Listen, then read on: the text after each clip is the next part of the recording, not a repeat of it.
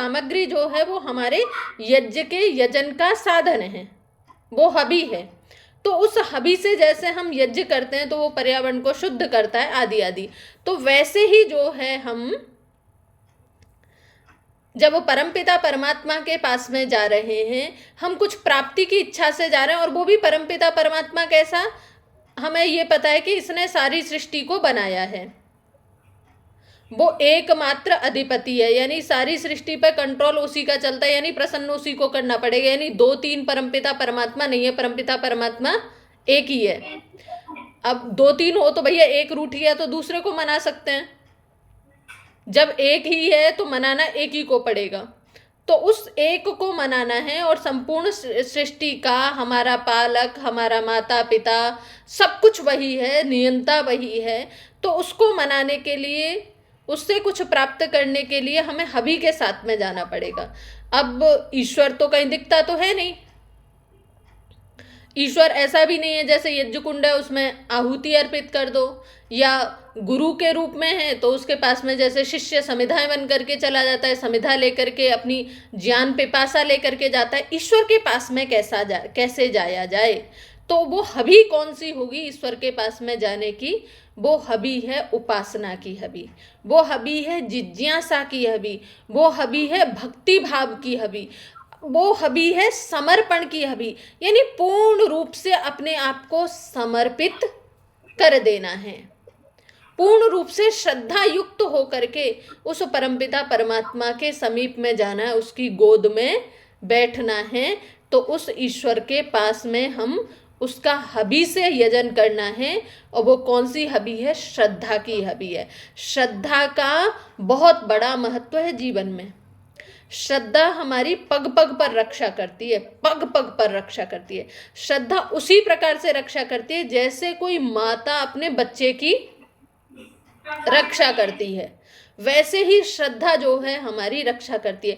कई बार क्या होता है बेटा, विद्यार्थी जीवन में अनेक बार होता है, बढ़ता हुआ खून है, शरीर जो है उसमें उबाल आता रहता है, आक्रोश आता रहता है, तो कई बार हम अपने गुरुओं के विरोध में होने लग जाते हैं, हमारे स्वर ऊंचे होने लग जाते हैं, क्योंकि हमें लगता है हम गुरु से भी जान में ऊंचे हो गए, या हमको कई बार लगता है हम तो परिपूर्ण हो गए, जो भी कुछ है, यहाँ पर ये गलत वो गलत। तो जहाँ हमारे अंदर आक्रोश आता है वहाँ हमें श्रद्धा क्या करती है? शांत करती है। श्रद्धा यानी सत्य को धारण करना, यानी श्रद्धा, जिस विद्यार्थी के अंदर श्रद्धा है उसकी विद्या फलित होती है, उसका ज्ञान वृद्धि को प्राप्त होता है, विस्तार को प्राप्त होता है। तो हम श्रद्धा भाव से ईश्वर के पास में जाएं, कोई हमारे अंदर अहंकार ना हो, कोई अभिमान ना हो, हम पूर्ण रूप से समर्पण की भावना से ईश्वर के पास में जाएंगे तो ईश्वर क्या करेगा?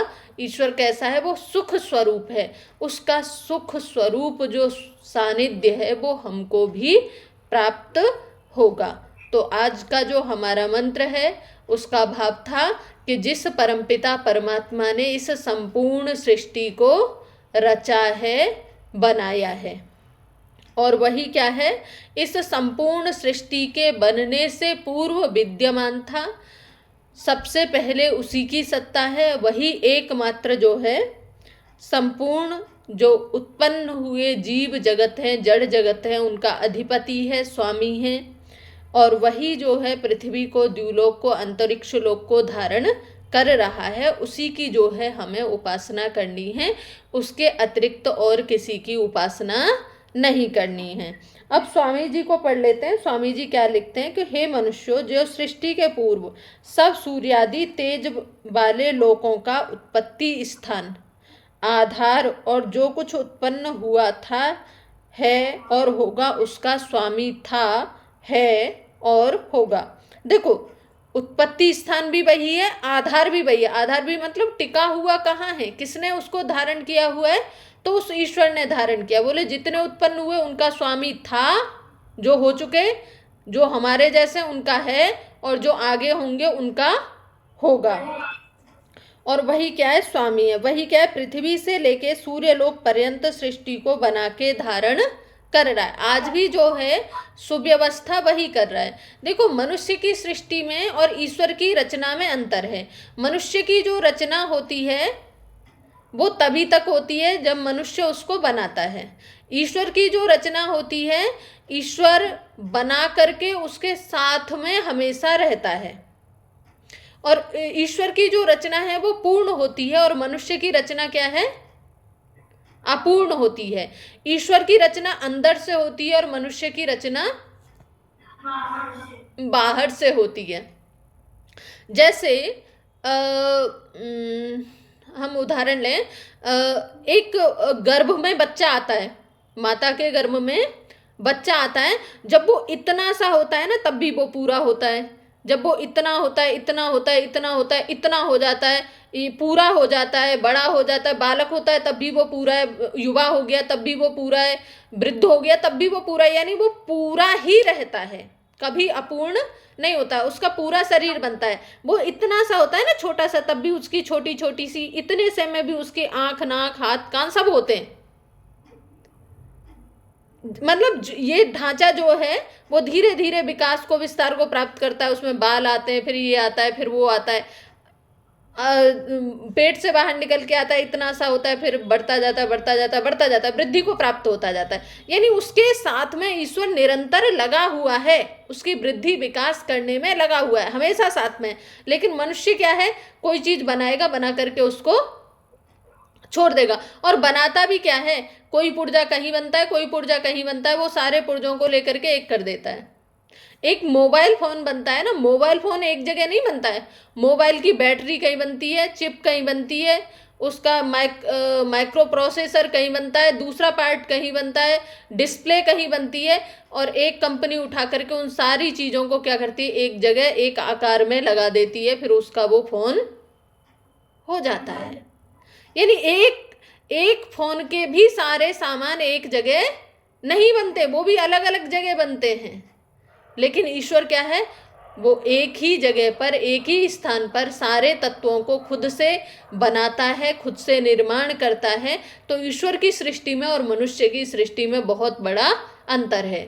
ईश्वर की सृष्टि हमेशा वो देख रहा है, धारण कर रहा है, कहाँ क्या कुछ ऊंचा नीचा हो रहा है। लेकिन मनुष्य ने एक बार बना करके छोड़ दिया तो उसका उसके ऊपर कोई नियंत्रण नहीं रहता है।